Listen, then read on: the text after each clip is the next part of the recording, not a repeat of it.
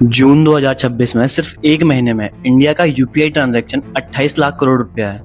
अगर हम रोज का एवरेज निकालें तो होता है 96,000 करोड़ रुपया, बिना रुके और बिना किसी चार्ज के। इसके लिए एक भी रुपया चार्ज नहीं लगता। तो सवाल ये है कि इस पूरे सिस्टम का खर्चा उठा कौन रहा है।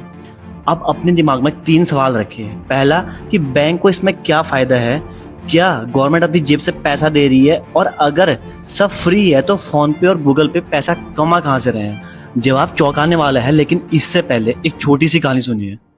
2016 से पहले पैसा भेजना मतलब या तो कैश या चेक या घंटों का प्रोसेस, और हर बैंक का अपना अलग अलग सिस्टम था। इसी मैस को खत्म करने के लिए 2016 में एनपीसीआई यानी national payment corporation of India ने यूपीआई लॉन्च किया। एक ऐप, कोई भी बैंक, और सेकंड में पैसे ट्रांसफर। ये कोई गवर्नमेंट डिपार्टमेंट नहीं है, ये एक नॉन प्रॉफिट कंपनी है जिसे आरबीआई और सारे बैंक ने मिलकर बनाया है। जैसे एसबीआई, एचडीएफसी, आईसीआई, ये सब पार्टनर है एनपीसीआई में।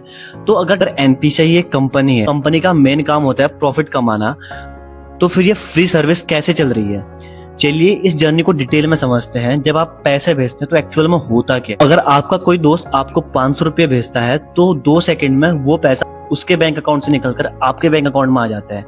बीच में एनपीसीआई का सर्वर जो वेरीफाई करता है, सिक्योरिटी चेक करता है और बीच में होने वाले किसी भी फ्रॉड को रोकता है। ये सब फ्री नहीं होता है। एक्चुअल में सर्वर चलाना, सिक्योरिटी, मेंटेनेंस सब पैसा मांगता है। तो फिर अब बात यह है कि ये पैसा आता कहाँ से है, और यहाँ से सबसे बड़ा ट्विस्ट आता है। 2020 से पहले यूपीआई फ्री नहीं था। दुकानदार से एक छोटा सा चार्ज लिया जाता था, उसे कहते थे एमडीआर यानी मर्चेंट डिस्काउंट रेट। फिर जनवरी 2020 में गवर्नमेंट ने एक डिसीजन लिया जिसने सब कुछ बदल के रख दिया। यूपीआई में एमडीआर को 0 कर दिया, मतलब दुकानदार को अब एक भी रुपया नहीं देना किसी भी चीज के लिए। लेकिन इससे एक बड़ी प्रॉब्लम खड़ी हो गई, बैंक्स और एनपीसीआई का रेवेन्यू खत्म। तो फिर एनपीसीआई चला कैसे। यहाँ पर गवर्नमेंट ने एक चाल चली। हर साल गवर्नमेंट बैंक एनपीसीआई को पैसा देती है एक इंसेंटिव स्कीम के थ्रू। ये पैसा टैक्स पेयर के थ्रू आता है और हर साल ये 1000 करोड़ तक जाता है। सिंपल भाषा में यूपीआई आपके लिए फ्री है क्योंकि पीछे से गवर्नमेंट खुद बिल पे कर रही है। यहाँ पर एक मिथ मैं आपके क्लियर करना चाहूंगा। बहुत लोग ये मानते हैं कि गवर्नमेंट इसमें लॉस कर रही है, लेकिन ये गलत मिथ है। डिजिटल पेमेंट से करप्शन कम होता है, टैक्स कलेक्शन बेटर होता है और कैश प्रिंटिंग का कॉस्ट भी बचता है। ये गवर्नमेंट के लिए एक लॉन्ग टर्म इन्वेस्टमेंट है, इसमें कोई लॉस नहीं है। लेकिन अब सवाल ये है कि फोन पे, गूगल पे जैसी एप्स पैसा कहाँ से कमा रही है। ये एप्स यूपीआई से सीधा पैसा नहीं कमाती, उनके लिए ये एक हुक है आपको रोज अपनी ऐप पर ले जाने का तरीका। एक बार जब आप उनकी एप्स यूज करते हो तो वो आपका डाटा देखती है और आपको लोन्स बेचती है, इंश्योरेंस बेचती है और म्यूचुअल फंड तक बेचती है।